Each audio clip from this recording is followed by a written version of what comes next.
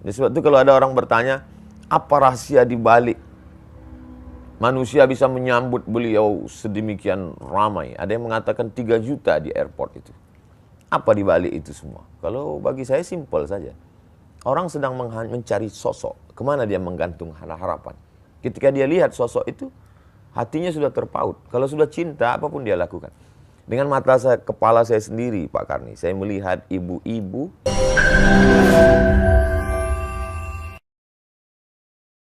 Jangan lupa subscribe, like, and share. Yaitu Ustadz yang paling terkenal di Republik ini. Ustadz siapa lagi kalau bukan Ustadz Abdul Somad. Assalamualaikum Ustadz. Waalaikumsalam warahmatullahi wabarakatuh. Ustadz, saya dengar tadi datang dari Palembang. Ya. Dan siang tadi udah ketemu dengan ARS.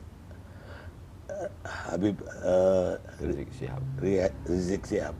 Alhamdulillah Pak Karni. Di Megamendung. Jadi sepertinya Ustadz ke Jakarta kali ini memang karena ARS datang ke Jakarta atau pulang kampung. Sisi memang kebahagiaan saya, karena selama ini setiap saya ceramah kemana-mana, jamaah bertanya kapan Habib Rizik pulang. Oh, gitu. Mereka menganggap seolah-olah saya tahu semua yang terjadi dengan Habib Rizik. Dan kebetulan memang ada jadwal beberapa hari ini, jadi bersanding dengan itu kebetulan dan saya datang ke Megamendung. Sejauh mana hubungan Ustadz sebenarnya dengan Habib Rizik Syihab? Kalau dilihat dari segala aspek justru lebih banyak perbedaan Pak Karni. Usia misalnya saya 77, beliau 65. Ya, saya lahir 77, beliau 65, lebih kurang 12 tahun perbedaan panjang. Saya di Mesir, beliau di Imam Muhammad Ibn Saud di Riyadh. Mesir ini lebih terbuka, sedangkan Riyadh ini satu mazhab saja. Iya.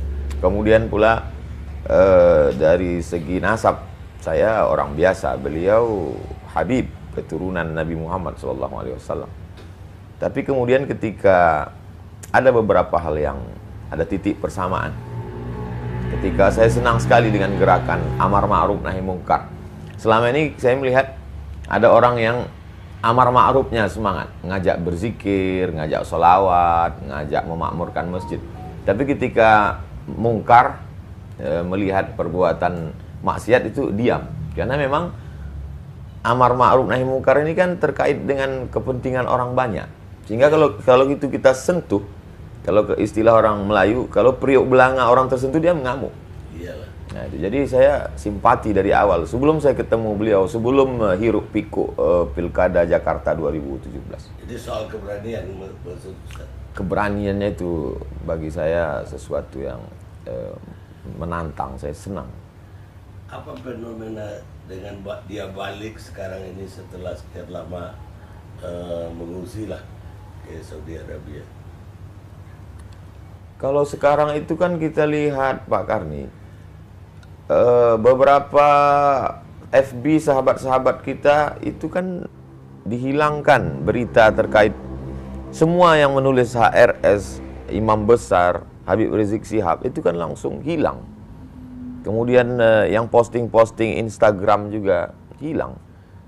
Saya masih ingat itu ketika kami umroh Januari 2018 di Makkah. Ketika itu saya ada waktu itu Ustadz Dery Sulaiman. Ustadz Dery Sulaiman mau tes streaming.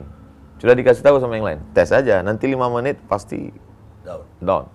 Dia tes betul. Aku tes, dia bilang. Begitu 5 menit langsung down. Jadi apa sebenarnya kesalahan makhluk hamba Allah yang satu ini? Berapa triliun negeri ini sudah dirugikannya? Apa BUMN yang pernah dia jual? Jadi bagi saya itu sesuatu, sehingga sampai-sampai menyebut namanya pun, menulis namanya pun. Tapi yang namanya manusia ini kan semakin ditekan, semakin diintimidasi, semakin justru pergolakan semakin. Untuk umat Islam sendiri, bagaimana Ustadz melihat Habib Rizik? Umat Islam ini kita mengajarkan di sekolah-sekolah dari mulai MDA sampai ke Universitas Islam, kita mengajarkan tentang integritas, tentang kejujuran, tentang keadilan, tentang bagaimana bersikap terhadap penguasa. Tapi kemudian santri-santri itu dalam tanda kutip bisa melihat hipokrit. Tidak sesuai dengan yang dibaca di kitab kuning, tidak sesuai dengan yang dia dengar dalam ceramah, dalam kenyataan. Maka dia menggantungkan satu harapan, sosok yang dia rindukan. Dan itu terjawab pada diri Habib Rizik Syihab. Jadi sebab itu kalau ada orang bertanya, apa rahasia di balik manusia bisa menyambut beliau sedemikian ramai? Ada yang mengatakan 3 juta di airport itu. Apa di balik itu semua? Kalau bagi saya simpel saja. Orang sedang mencari sosok. Kemana dia menggantung harapan? Ketika dia lihat sosok itu, hatinya sudah terpaut. Kalau sudah cinta, apapun dia lakukan. Dengan mata kepala saya sendiri, Pak Karni, saya melihat ibu-ibu menggendong anak berhenti di tengah jalan karena lelah berjalan kaki tadi. Karena untuk menuju lokasi markas dakwah pesantren Habib Rizik di Megamendung itu, jalannya berkelok, mendaki, jalan tanah, melewati, dan mobil tidak masuk. Mereka jalan kaki. Apa yang mereka cari? Tidak ada pembagian sembako. Tidak ada makanan, tidak apa. Bahkan mungkin mereka pun tidak melihat Habib Rizik. Tapi mereka merasakan kepuasan batin. Simbol gitu. Simbol. Ikon. Sebagaimana cintanya anak muda kepada penyanyi R&B atau K-pop. Begitu juga lah umat yang haus, rindu. Satu sisi mereka melihat dia sebagai ulama, satu sisi mereka melihat dia sebagai pejuang keadilan, satu sisi mereka melihat dia sebagai orang tertindas, teraniaya. Tapi ada satu sisi lagi juga mereka melihat dia sebagai keturunan Rasulullah SAW. Ustadz sendiri saya lihat mulai dilirik oleh politik ini. Yang penggagas, salah satu penggagas Partai Masubi baru, Ya.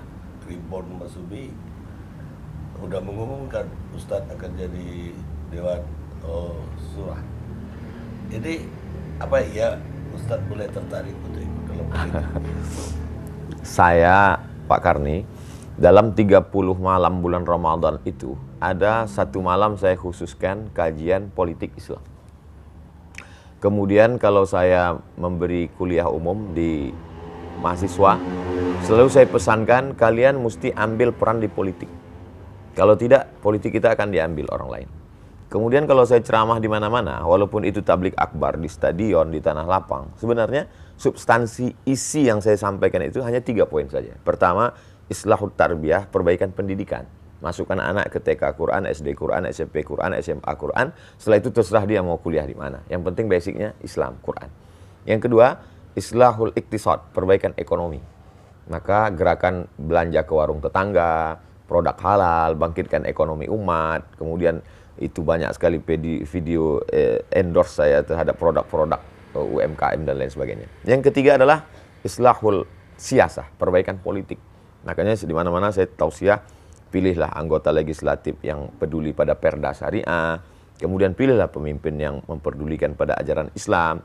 Kalau paling tidak dia menyuarakan peraturan-peraturan atau sikap dia, itu keberpihakan dia kepada Islam. Itu yang selalu saya sampaikan.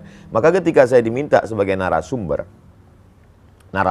seminar yang diadakan oleh sahabat-sahabat dari Masumi Ribon, Ustadz Abdul Somad sebagai narasumber untuk memberikan pandangan tentang sejarah politik Islam. Ya, saya dengan Pak Abdullah Heha Mahua dan beberapa narasumber lain ketika itu saya sampaikan. Jadi kalau kata Pak Karni Masumi Ribon melirik saya, sesungguhnya tidak hanya Masumi Ribon, aspek politik, segala sesuatu yang memerlukan orang ramai, orang banyak, tidak hanya politik, dari mulai endorse kerupuk sampai endorse partai, saya kira mereka akan gandeng saya. Bukan berarti ungkapan saya ini pede sekali, tidak. Tapi memang itu kenyataan yang saya terima hari ini. Apa mungkin setelah ini kita akan melihat Ustadz itu justru bukan lagi, tidak hanya di mimbar masjid, tapi di panggung politik juga. Sesungguhnya Pak Karni, ketika kita menjadi ustadz, kita sedang menempatkan diri sebagai juru kampanye dalam tanda kutip. Karena ketika kita berislam, itu Islam mencakup segala aspek. Ada aspek ibadahnya, artinya ketika saya tampil di mimbar, saya sedang mengatakan, marilah kita sholat, marilah kita puasa, marilah kita berzakat. Berarti saya juru kampanye ibadah. Kemudian di dalam Islam itu ada namanya fikih muamalah ekonomi. Maka ketika saya tampil sebagai ustadz, sesungguhnya saya juga sebagai jurkam ekonomi Islam. Karena waktu itu saya mengatakan riba itu haram, marilah kita bermuamalah secara islami, marilah kita pinjam meminjam dengan cara Islam. Dan ada satu lagi yang dilupakan orang, bahwa dalam fikih itu ada namanya fikih siasah. Siasat kata orang kita. Atau disebut juga dengan as-siyasah asy-syar'iyyah. Atau disebut juga dengan istilah al-khilafah. Atau disebut juga dengan istilah min fiqhid daulah. Terserah mau pakai istilah manapun, tapi sebenarnya Islam mengatur aspek politik. Seorang ulama besar dari kalangan mazhab Syafi'i bernama Imam Al-Mawardi, meninggal tahun 450 Hijrah, menulis suatu kitab khusus berjudul Al-Ahkam As-Sultaniyah, hukum hakam kesultanan, politik Islam. Jadi ketika saya sebagai seorang ustadz, saat itu sebenarnya secara tersirat saya sedang mengatakan, hai umat, marilah menuju politik Islam. Karena Islam itu kafah secara aspek dari mulai ibadahnya, muamalah ekonominya, sampai kepada politiknya. Hanya saja ada sahabat-sahabat saya yang sesama LC, sesama ustadz yang langsung cenderung langsung masuk ke dalam partai, menjadi anggota legislatif, ada di DPD, ada di anggota Dewan Kabupaten, Kota, Provinsi, DPR RI, ada bahkan yang langsung jadi kepala daerah. Tapi saya tidak. Saya hanya menjelaskan kepada umat, ini loh politik Islam. Tapi sebagai pelaku politik praktis langsung, saya kira tidak. Karena saya memang secara historis, sejarah pribadi saya, kakek dulu mengatakan cucuku yang ini sekolah agama. Jadi saya memang sudah disetting dari awal belajar agama. Maka saya tidak SD, saya madrasah ibtidaiyah, sanawiyah, aliyah, kuliah di Al-Azhar, S2 hadis di Maroko, S3 juga hadis. Lalu kemudian saya menjelaskan ajaran Islam. Jadi insya Allah saya tetap pada pendidikan dan dakwah, Pak Karni. Kalau ya seperti waktu ditawarin jadi wakil presiden pemilu yang lalu, Ya. kan Ustadz mengatakan Ustadz mau jadi berdakwah aja, Dakwah. mau jadi Ustadz aja, tidak mau jadi wakil presiden atau orang praktisi politik lah. Politik. Apa itu tetap? Insya Allah Pak Karni. Jadi saya mensupport kawan-kawan, sahabat-sahabat saya, bagi-bagi tugas. Ada yang jadi penjaga gawang, yang mengajarkan kitab kuning di pondok-pondok itu mereka tidak pernah tampil ke depan. Menurut saya ini adalah penjaga gawang. Lalu kemudian ada yang menjadi back, ini yang menjadi anggota legislatif, ini mereka adalah backnya. Mereka membackup ini ajaran Islam di parlemen. Lalu kemudian ada yang menjadi striker, penyerang di depan, yang langsung tampil di depan mempengaruhi umat. Jadi saya tidak ingin kita saling salah menyalahkan. Saya tidak mengatakan, Pak Kiai, Tuan Guru, Ustadz, kalian kok cuman di tiang gawang aja, maju ke depan. Dan mereka juga tidak menyalahkan saya. Ya Abdul Somad, kenapa kamu terbang ke sana kemari, jaga ini tiang gawang? Enggak, kita bagi-bagi tugas insyaallah. Jadi gak akan duduk di partai Pak Subi itu kesimpulannya? Saya akan mensupport sahabat-sahabat. Dari atas, dari bawah. Dari bawah saya akan menyadarkan umat tentang pentingnya politik Islam. Karena sekarang banyak umat ini sudah putus asa dia dengan politik Islam ini, Pak Karni. Saking banyaknya politik Islam ditambah lagi dengan pelaku-pelaku politik Islam itu sendiri. Lalu kemudian al-Islam mahjubun bil muslimin. Ajaran Islam itu terhijab, terdinding, tertutup oleh perilaku umat itu sendiri. Saya ingin menjelaskan, ini loh Islam, ini perbuatan umat Islam. Jangan karena kamu sholat di masjid sendalmu hilang lalu kau salahkan satu masjid. Bedakan perilaku umat Islam dengan politik Islam. Politik Islam itu bersih. Karena kalau politik ini kita tinggalkan, maka habislah suara kita. Kita akan menjadi mayoritas, tapi dalam perundang-undangan kita akan menjadi minoritas. Karena keputusan kita diambil oleh orang lain. Akan diambil oleh komunis, akan diambil oleh sekuler, akan diambil oleh liberal. Maka umat Islam mesti berperan di sana. Nah, di bawah ini disadarkan supaya mereka memilih, jangan sampai mereka tidak memberikan perannya, karena kita tinggal di negara demokrasi. Kemudian di atas, saya selalu sampaikan bahwa adik-adik, ketika saya melepas calon mahasiswa yang akan berangkat ke Al-Azhar, Kairo, Mesir, ke Timur Tengah, saya jelaskan itu, kalian nanti pulang, kalian punya bakat masing-masing. Ada yang akan menjadi businessman, entrepreneur, ada yang akan membangun pondok pesantren, tapi ada di antara kalian yang akan menjadi politisi, politik praktis, langsung dia menjadi anggota DPD, DPR RI, kepala daerah dan lain sebagainya. Ya, tapi kalau lihat perhatian Ustadz terhadap embrio lah, baru kan Mas Ubi belum jadi partai yang resmi. Ya. Kayaknya lebih agak istimewa soal Mas Ubi ini, karena partai-partai Islam lain selama ini nggak kelihatan ada pendekatan atau keakraban Ustadz. Ya. Padahal banyak sekali, ada PAN, ada PKB, P3, ada PKS. Kalau Pak Karni ingat ketika kita pemilu tahun 2018-19, ketika itu ada video saya sedang makan sate, lalu ada yang bertanya ke saya, Ustadz Somad, kami ini sedang bingung memilih partai. Lalu saya jawab di situ, video 1 menit, pendek saja. Ya, pilihlah yang memperjuangkan yang jelas di parlemen, diantaranya tentang peraturan undang-undang haram khamar, saya katakan. Waktu itu saya sebut partainya PKS dengan PAN. Beberapa partai yang menjadi gerbongnya suara umat Islam komplain ke saya. Kan partai yang isinya umat Islam bukan cuma yang religius, nasionalis, kami juga. Tapi menurut ijtihad saya, 2 itu yang saya sebut. Jadi artinya kalau saat itu saya sebutkan PKS, saya sebut PAN, hari ini saya bersama dengan orang-orang tua, sahabat-sahabat Masumi, karena ada sejarah masa lalu. Saya sebenarnya ingin menjelaskan, mereka bisa saja berbeda seragam, berbeda baju, karena saya berprasangka baik, husnuzon, kullu mujtahid musib. Semua yang berijtihad itu benar. Dia dapat 2 pahala. Satu sisi dia sudah berijtihad, ijtihad politik. Satu sisi dia dapat pahala karena ijtihadnya. Kalau dia benar, maka dia dapat 2. Andai dia keliru, tersalah, dia tetap dapat 1 karena dia sudah berusaha. Ya. Jadi saya mensupport gerakan itu. Apa ada sejarah orang tua atau kakek dulu juga bersumi? Secara praktis orang tua, kakek-kakek dulu kami lebih ke sejarah dulu, kakek-kakek kami adalah P3. Karena waktu itu zaman Pak Harto kan kita cuma ada 3 saja. Golkar, PDI dan P3. Dan Kalau kakek kan masih masa tahun 50-an, kakek kan udah hidup. Mereka tidak. Mereka hanya gerakan agama, tasawuf, tidak ke politik. Oh, tasawuf. Saya mau bertanya tentang soal radikal ya. Saya melihat di Indonesia itu ada sekelompok orang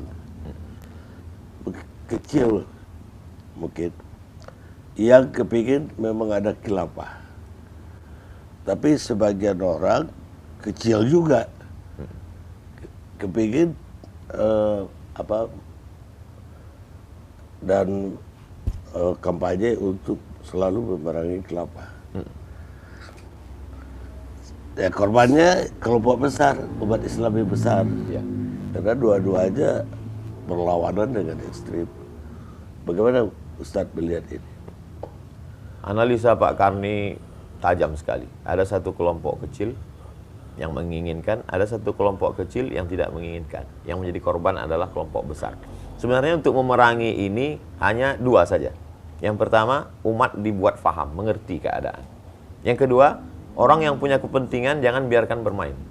Karena ada orang yang mengambil kepentingan dan permainan di situ. Kalau dipahamkan umat ini, sama seperti kita mengerti, Pak Karni tidak punya kecurigaan sedikit pun bahwa saya akan mengganti Pancasila, bahwa saya anti NKRI, bahwa saya anti kebinekaan. Pak Karni paham tentang bagaimana pendirian saya, bagaimana sikap saya. Sehingga kita tidak ada kecurigaan. Kenapa? Yang pertama, kita saling mengerti. Yang kedua, bahwa kita tidak ada kepentingan. Tapi ketika ada kepentingan, maka mengerti pun kita tidak ada gunanya. bahwa lalu kemudian kita diajarkan dari dulu, maka ketika ada kelompok yang meminta saya, memaksa saya untuk menyanyikan lagu kebangsaan Indonesia, saya menolak. Bukan karena saya tidak bisa menyanyikan, itu bukan saya karena anti NKRI. Saya dari kecil SD, sayalah yang mengerek bendera itu, dan sayalah yang menyanyikan lagu itu. Dan ketika saya mau berangkat ke Mesir, maka kami 100 anak Indonesia yang lulus beasiswa Al-Azhar tidak akan berangkat ke Mesir kalau tidak lulus penataran P4. Tes ke Mesir itu 3, tes bahasa Arab, tes hafalan Al-Quran, dan tes Pancasila dan Undang-Undang Dasar 45. Lalu kemudian setelah pulang, kamilah yang membawa bendera itu ke dalam hutan belantara 7 jam naik sampan untuk mengganti bendera yang lapuk dan mengajarkan anak-anak di kelas itu tentang Indonesia Raya. Ya, jadi kalau kita saling mengerti, maka insya Allah bualan-bualan isu-isu hoax itu tidak akan termakan oleh siapapun, sebagaimana kita bisa duduk bersama terlepas dari perbedaan pandangan politik. Ya, saya tahu bahwa banyak yang menuding Ustadz itu radikal, bahkan khilafah. Ya. Dan bahkan ketika kami wawancara Ustadz pun ada yang menuding, oh, Anda udah jadi khilafah. Jangan-jangan Pak Karni sudah dituduh terinspirasi ikut khilafah. Iya, karena pernah wawancara dengan Ustadz. Labeling ini sangat mengerikan Pak Karni. Jadi kalau kita lihat sekarang, kalau ada orang tidak suka sesuatu, langsung dia berikan label anti NKRI, radikal, khilafah. 3 ini seperti. Jadi kalau kita mundur ke belakang, kita bisa lihat bagaimana apa yang dialami oleh Haji Abdul Malik Karim Amrullah. Ketika pada rezim Orde Lama, zaman itu label yang paling sangat manis untuk menjatuhkan orang adalah dengan mengatakan dia akan menggulingkan kekuasaan, menjual negara Republik Indonesia ke Malaysia, lalu kemudian akan membunuh presiden dan lain sebagainya. Itu pernah dialami Buya Hamka. Lalu kemudian hari berganti, musim berubah, masuk Orde Baru, dan ketika itu muncul label baru yang disebut dengan Komando Jihad. Siapa saja, bahkan Buya Hamka kena label itu. Sampai Buya Hamka akhirnya melepas pecinya, dia bantingkan. Kalau ada Komando Jihad itu, maka akulah Komando Jihad itu, kata Buya Hamka. Jadi sejarah label ini saya kira perlu dituliskan dalam tulisan yang menarik atau buku sekalian, tentang bagaimana label-label ini untuk menjatuhkan orang lain. Seperti perbuatan anak kecil dulu, kita waktu masih SD, kita tulis kertas, kita tempelkan di belakang orang. Kita sedang label. Itulah yang terjadi pada saya dan pada saudara-saudara saya dan sahabat saya. Kami amat sangat cinta pada negara kesatuan Republik Indonesia. Ya, karena itu saya ingin bertanya bagaimana tanggapan Ustadz ketika Ustadz itu mengalami banyak sekali, ada persekusi, Ya. ada ya kayak tadi dihadang, bahkan ada khotbahnya jadi dibatalkan, Ya. segala macam lah, bahkan tidak diterima di satu daerah. Ini apa tanggapan Ustadz terhadap ini semua? Saya mengalami sendiri Pak Karni, beberapa tempat itu bahwa ada sekelompok anak muda, tapi kemudian itu sebenarnya bukan suara masyarakat. Ambil contoh kasus Bali, itu bukan suara masyarakat Bali. Buktinya tablik akbar itu terjadi, terwujud, dan saya ceramah di dalam masjid, dan di situ ada Raja Bali hadir waktu itu. Sekarang kalau masih mau dicari di Google bisa, Abdul Somad Raja Bali, enter. Beliau duduk minum kopi bersama dengan saya, dan beliau yang duduk di situ. Padahal beliau Hindu. Beliau menjamin selama saya ada di sini, Ustaz Abdul Somad aman ceramah. Artinya dua tadi, pemahaman yang mesti dibenarkan, yang kedua mesti diluruskan, dibetulkan, yang kedua jangan ada kepentingan. Karena sekelompok orang ini bermain di bawah atas nama kepentingan. Kalau kita lepas dari ini, maka fitnah-fitnah ini akan hilang dan kita bisa jaga keberaneka-ragaman kebangsaan kita ke depan. Kita mesti bangun bangsa ini karena kita begitu amat sangat banyak suku, multi etnis, multi bahasa, multi agama. Kalau ini dipelihara konflik ini, kita na'udzubillah, ini fitnah besar. Jangan sampai ini terjadi pada umat dan bangsa ini. Iya, tapi sebaliknya juga dari kelompok Islam juga ada kecurigaan terhadap bangkitnya kembali komunis misalnya. Ya. Ustadz bagaimana melihat, memang ada gejala apa komunis ini akan bangkit? Saya kira mesti ada kejujuran, Pak Karni. Jadi kejujuran bagaimana, kenapa orang yang mengibarkan bendera la ilaha illallah dilarang, ditangkap, dikriminalisasi. Lalu kenapa orang yang menulis buku Aku Bangga Sebagai Anak PKI dibiarkan? Jadi kalau ada kecurigaan umat, ini kan lalang kering. Lalang kering ini mesti disiram supaya apinya tidak menjalar kemana-mana.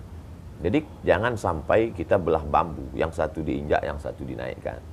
Kita harus bersikap adil. Maka dalam Islam diajarkan i'dilu, bersikap adillah kamu. Wa aqrabu littaqwa, adil itu lebih dekat kepada takwa. Jadi pemimpin yang ditaati itu pun dalam Islam sifatnya dua.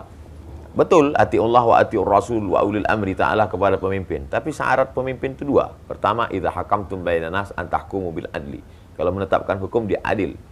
Lalu kemudian innallaha ya'murukum an tu'adul amanati ila ahliha, meletakkan amanah pada tempatnya dan dia bersikap adil. Jadi kalau umat ini mulai ada komplain, dia lihat ketidakadilan, maka bersikap adil, maka insya Allah isu-isu itu akan hilang dengan sendirinya, termasuklah isu komunis. Baik, Ustadz, ada satu hal lagi yang mungkin ini apa ya, apresiasi saya. Ustadz itu bagi saya menarik sekali ketika saya banyak melihat Ustadz tidak hanya berkhotbah di kota-kota besar, tidak hanya di masjid-masjid yang terkenal, tapi sampai ke kampung-kampung, bahkan saya lihat naik perahu segala, Ya. ke suku-suku terasing, ke dusun-dusun Ya. di berbagai penjuru. Nah, kemudian juga di TV, Ustadz betul-betul selektif sekali untuk tausiah di TV.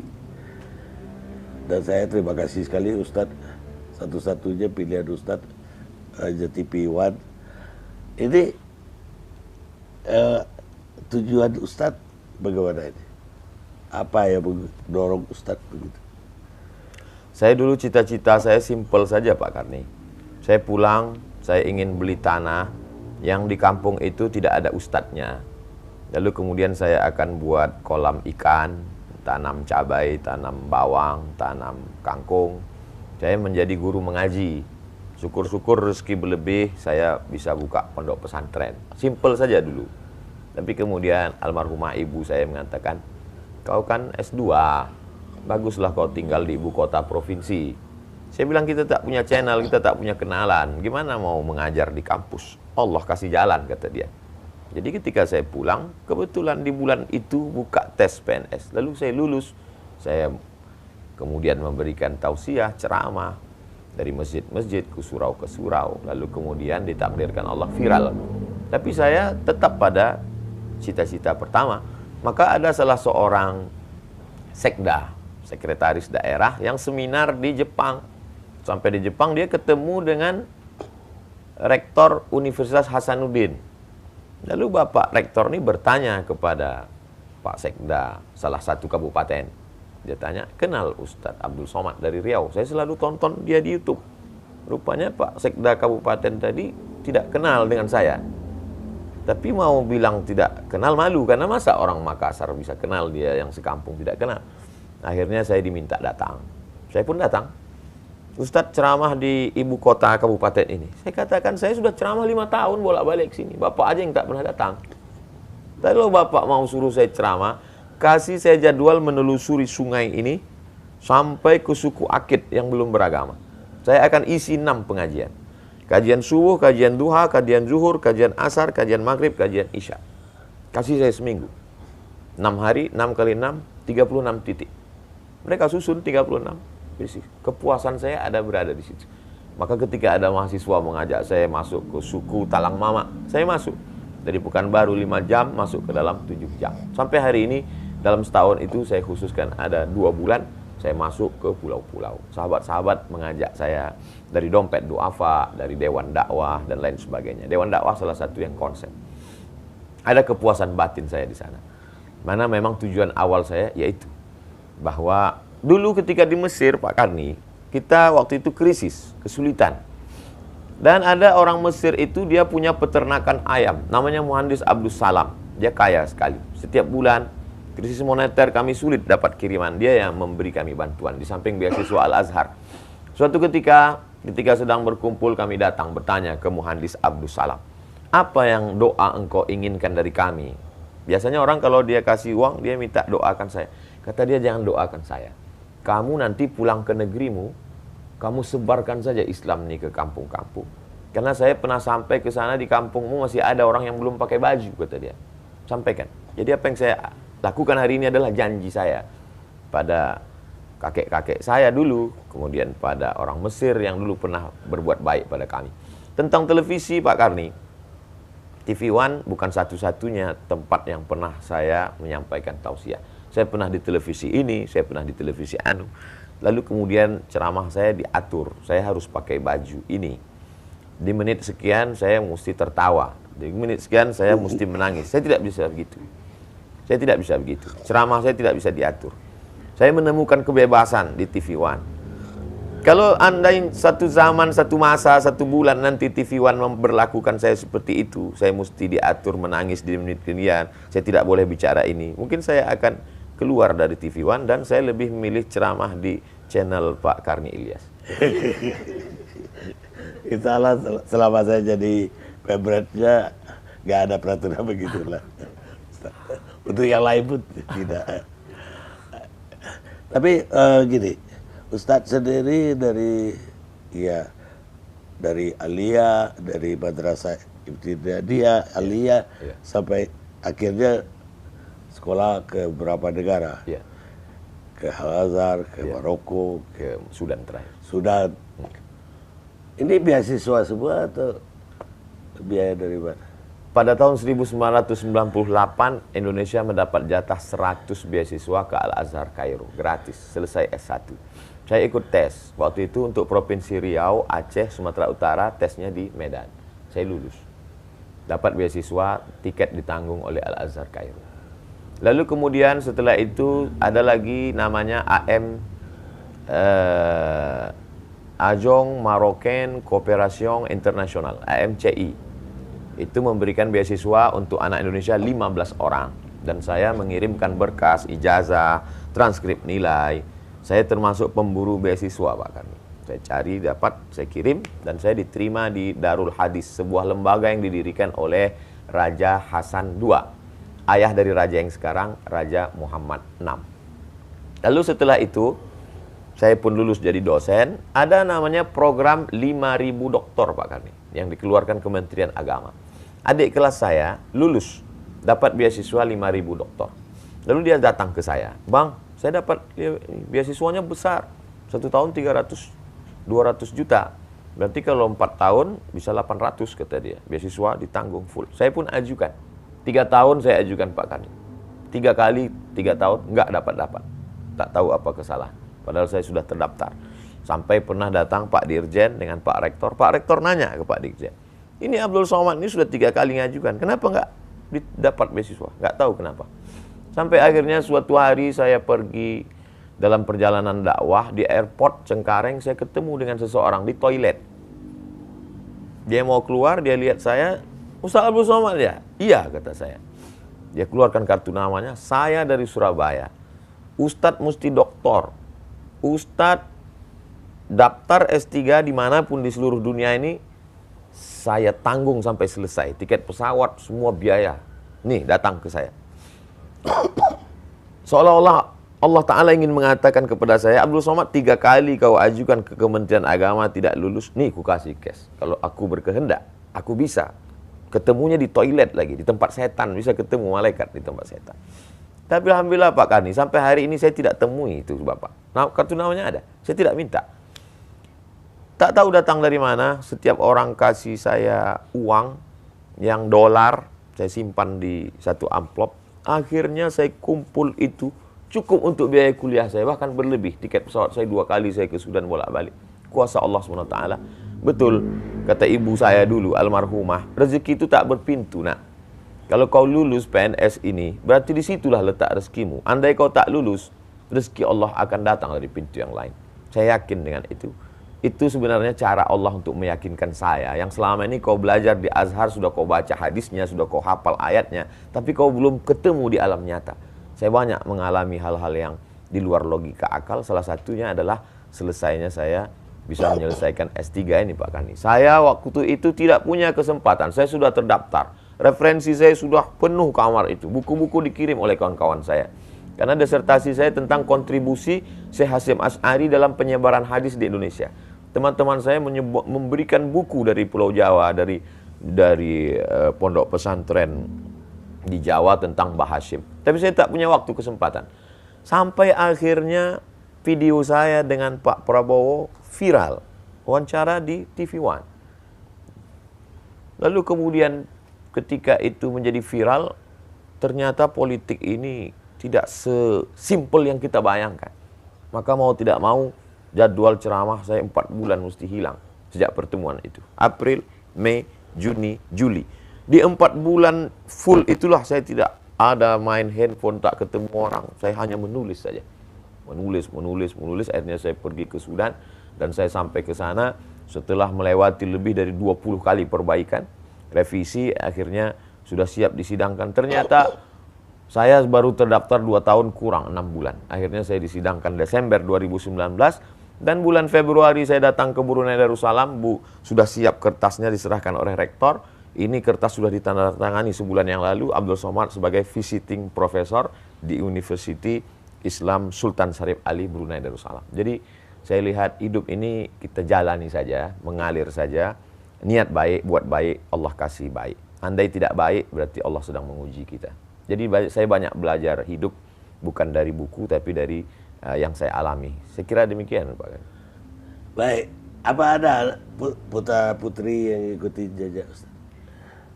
Anak kandung 1 orang.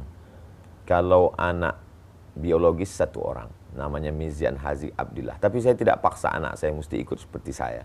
Anak saya mesti TK Al-Quran. Dia hafal juz 29, juz 30. Umurnya 5 November ini genap 7 tahun.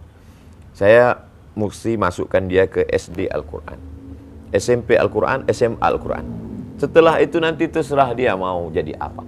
Kalau dia mau ikut jejak saya ke Mesir, saya akan kirim dia ke Al-Azhar Kairo. Kalau dia tidak mau ke Kairo, terserah dia. Saya lihat sekarang dia banyak main kereta api. Mungkin dia mau jadi masinis, terserah. Yang penting dia jadi apapun, dia bisa menolong agama Allah. Berapa orang putra? Anak saya 1 orang. Oh, 1.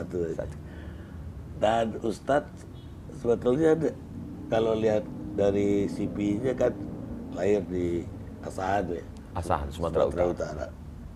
Tapi besarnya di Pekanbaru. Saya Riau. sampai 1900 saya kuliah sekolah di SD di Kisaran, ibu kota Kabupaten Asahan. Lalu setelah itu melanjutkan ke Madrasah Sanawiyah Mu'allimin Al-Jamiatul Wasliyah Jalan Sisinga Mangaraja Medan sampai 1995. Setelah itu saya berhenti sekolah karena menurut saya sekolah itu tak ada gunanya. Presiden sudah ada, menteri sudah ada. Saya bilang ke orang tua saya, aku tak perlu sekolah lagi, belikan saja aku 1 mobil truk mau jual ikan asin. Karena saya lihat jual ikan asin lebih kaya dan lebih banyak uangnya. Tapi orang tua, ibu khususnya, memotivasi saya untuk terus sekolah. Akhirnya saya sekolah, ijazah terakhir saya di Nurul Falah Air Molek Indragiri Hulu. Itulah satu-satunya sekolah yang mau menerima saya. Sekolah itu amat sangat besar jasanya. Selalu saya sampaikan motivasi, jangan pernah menjudge orang. Walaupun anak itu bandel, nakal, boleh jadi dia punya harapan. Terimalah dia, seperti sekolah ini dulu mau menerima saya. Lalu kemudian setelah itu 98 saya ke Mesir, tahun 2004 saya ke Maroko, 2017 saya ke Sudan, 2019 berakhir, dan saya keluar dari PNS 2020 sampai hari ini dan dipertemukan dengan Pak Karni. Baik, Ustadz, terima kasih banyak sudah mau meluangkan waktu untuk Karni Ilyas Club. Pemirsa, demikianlah bincang-bincang kita atau ngobrol kami berdua yang di-record oleh Karni Ilyas Club. Saksikan Karni Ilyas Club. Sebelum Pak Karni tutup, ada sesuatu yang ingin saya berikan. Silakan. Mudah-mudahan setiap melihat ini Pak Karni jadi ingat saya dan mendoakan saya. Siap. Saya lahir 77, Pak Karni tahun 77 menikah dan punya anak 79. Jadi saya mungkin sebaya dengan anak Pak Karni. Saya mau pasangkan tulisan UAS Ustadz Abdul Somad. Makasih Ustadz. Barakallah. Mohon izin Pak Karni. Iya.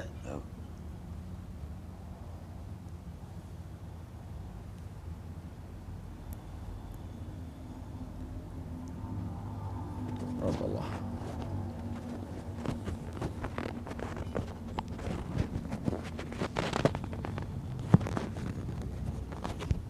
Oke. Makasih. Jazakumullah. Barakallah. Dan terima kasih udah meluangkan waktu Baik Pak Karni. sampai jam berapa itu? Hampir jam 10. Hampir jam 10. Lebih dari aduh ya. Gak apa-apa ya. Soalnya asik sih. Kalau dibiarin bisa sampai malam mah. Kalau bukan di YouTube. Jalan kita, Ustaz. Baik.